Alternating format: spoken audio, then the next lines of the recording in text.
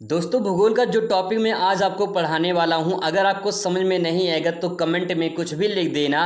Unsubscribe करके चले जाना, डिसलाइक करके चले जाना, कोई दिक्कत नहीं है। लेकिन थोड़ा सा पहले एक बार देख लीजिए, जो मैं टॉपिक आपको समझाने वाला हूं अगर समझ में नहीं आएगा तो आप जो भी आपकी इच्छा करे वो कर सकते हैं। लेकिन दोस्तों 2 मिनट के लिए थोड़ा सा इस टॉपिक को आज देख लीजिए। ये आपका भूगोल का फर्स्ट बुक है और ये फर्स्ट चैप्टर है, मानव भूगोल की प्रकृति एवं विषय क्षेत्र। इस चैप्टर से 100% पेपर में प्रश्न जरूर आते हैं, चाहे वो अति लघु में पूछे, चाहे बहुविकल्पी में पूछे, चाहे लघुत्तरीय, चाहे अति लघुत्तरीय, या फिर जो है आपके लॉन्ग क्वेश्चन, हर टाइप के सवाल यहाँ से बनते हैं। तो चलिए आज आपको बताते हैं कि मानव भूगोल क्या है और मानव भूगोल की परिभाषा किसने दी है और कैसे उसे चुटकियों में आप याद कर सकते हैं, पूरा डिटेल में आपको समझाते हैं। दोस्तों पहला जो क्वेश्चन है वो है मानव भूगोल को परिभाषित कीजिए। ये इतना इंपॉर्टेंट क्वेश्चन है कि बोर्ड में कई बार पूछा गया, लगातार पूछा जा रहा है। और आप यहाँ पे सत्र देख सकते हैं 2020 से लगातार 2026 तक ये क्वेश्चन पूछा गया है। किसी न किसी सेट में ये क्वेश्चन आ ही जाता है, तो 2027 में आपके सेट में आ जाएगा। तो कैसे उसे लिखेंगे आइए जानते हैं। सबसे पहले दोस्तों आपको समझना है यहाँ पे मानव भूगोल क्या है। तो आपको 2 सिचुएशन समझना है। यहाँ पे देखिए एक मानव है, ठीक है, और भूगोल में यहाँ पे आप पृथ्वी को समझ सकते हैं, क्योंकि भूगोल में हम पृथ्वी का अध्ययन ही करते हैं जिसे भूगोल कहा जाता है। तो जो हमारी पृथ्वी है, इस पृथ्वी पर आप देखेंगे कि मानव के द्वारा क्रियाएं की जा रही हैं। जैसे मानव खेती कर रहा है, यहाँ पे मानव जो है अपना परिवहन साधन ये चला रहा है, कुछ बिल्डिंग यहाँ पे बनी हुई है, हवाई जहाज उड़ रहा है, ये मानव के द्वारा निर्मित है। अब आप यहाँ पे सोच के बताइए कि मानव जो है जो काम किया है ये किस पर किया है, पृथ्वी पर किया है। यानी पृथ्वी पर जो प्रकृति ने दिया है मानव उसी को तो यूज कर रहा है। तो यहाँ पे दोस्तों कह सकते हैं कि जो ये मानव है और जो ये वातावरण है, इस वातावरण का जो अंतर संबंध है यही मानव भूगोल कहलाता है। तो दोस्तों यहाँ पे सिंपल सी परिभाषा लिख सकते हैं कि मानव और उसके पर्यावरण के बीच में जो पारस्परिक संबंध है या जो अंतर संबंध है, इसी का अध्ययन करना मानव भूगोल कहलाता है। अब यहाँ पे आप समझ सकते हैं कि मानव भूगोल में हम यह पढ़ते हैं कि मनुष्य कहाँ रहता है, कैसे रहता है, क्या काम करता है और प्राकृतिक वातावरण है उसके साथ कैसे अपने जीवन को प्रभावित करता है।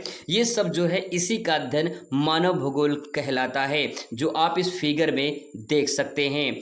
आई होप दोस्तों कि आपको पॉइंट क्लियर हो चुका होगा। एग्जाम्पल में आप समझ सकते हैं कि मानव जैसे कि यहाँ पे जनसंख्या बढ़ाता है, कृषि करता है, उद्योग विकसित करता है, परिवहन विकसित करता है, बस्तियां बनाता है, ये सब मानव भूगोल के पार्ट हैं, ये मानव भूगोल के विषय के अंतर्गत आते हैं।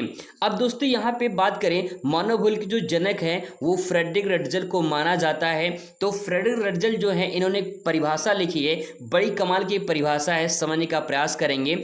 इस पूरे परिभाषा में 3 सेंटेंस हैं, वो आपको ध्यान में रखना है। कह रहा कि मानव भूगोल मानव समाजों धरातल के बीच संबंधों का संश्लेषित अध्ययन है। अब दोस्तों यहाँ पे 3 सेंटेंस, ये पहला मानव समाज है, दूसरा धरातल के बीच में, तीसरा यहाँ पे संबंध कैसा है, संश्लेषित है। संश्लेषित का मतलब जुड़ा होना या मिला होना होता है।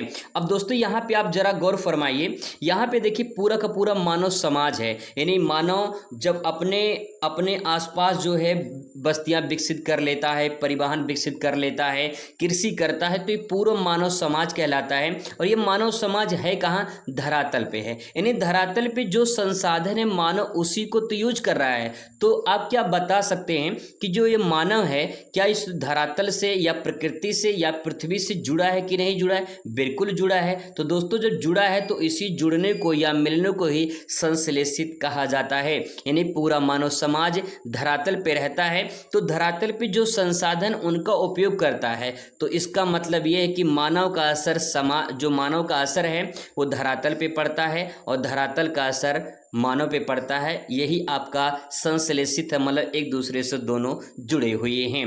अब दोस्तों बात करते हैं रटजल की ही शिष्या थी जिनका नाम था एलन सी सैंपल। इन्होंने भी एक कमाल की परिभाषा लिखा है, इसमें भी 3 सेंटेंस दोस्तों। पहला यहाँ पे है, कह रहे हैं कि मानव भूगोल अस्थिर पृथ्वी। पृथ्वी कैसी है? अस्थिर है। अस्थिर का मतलब पृथ्वी पर कुछ न कुछ परिवर्तन होते रहते हैं, जैसे कभी बाढ़ आ गया, भूकंप आ गया, ज्वालामुखी आ गया, तो कुछ न कुछ बदलाव होता रहता है। इसका मतलब पृथ्वी अस्थिर है, स्थिर नहीं है, कुछ न कुछ परिवर्तन होते रहते हैं।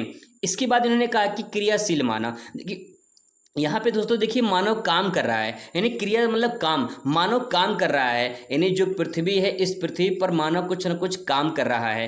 तो जब काम करेगा तो परिवर्तन होगा कि नहीं होगा? 100% परिवर्तन होगा। तो दोस्तों बहुत सिंपल सा ये है कि अस्थिर पृथ्वी, यानी पृथ्वी में कुछ न कुछ बदलाव होते रहते हैं और मानव उस पर काम करता रहता है, और इन्हीं को परिवर्तनशील जो संबंध है, इसी के अध्ययन को मानव भूगोल कहा जाता है। ये किसने कहा है? रटजल की शिष्या एलन सी सैंपल ने कहा है। अब दोस्तों यहाँ पे बात कर लेते हैं कि जो मानव भूगोल के प्रमुख विषय हैं वो यही हैं कि जनसंख्या, ये मानव भूगोल के अंतर्गत आता है। कृषि करना मानव भूगोल के अंतर्गत आता है। जो मानव ने उद्योग लगाए हैं ये भी मानव भूगोल का पार्ट है। परिवहन जो विकसित किए हैं ये भी पार्ट है इसका। जो मानव ने बस्तियां बसाया है ये भी इसका पार्ट है। तो हम कह सकते हैं ये सब मानव भूगोल के अंतर्गत आते हैं और इन्हीं सब का अध्ययन करना मानव भूगोल कहलाता है। आई होप दोस्तों कि आपको शॉर्ट में मैंने जो बताया ये समझ में आ चुका होगा।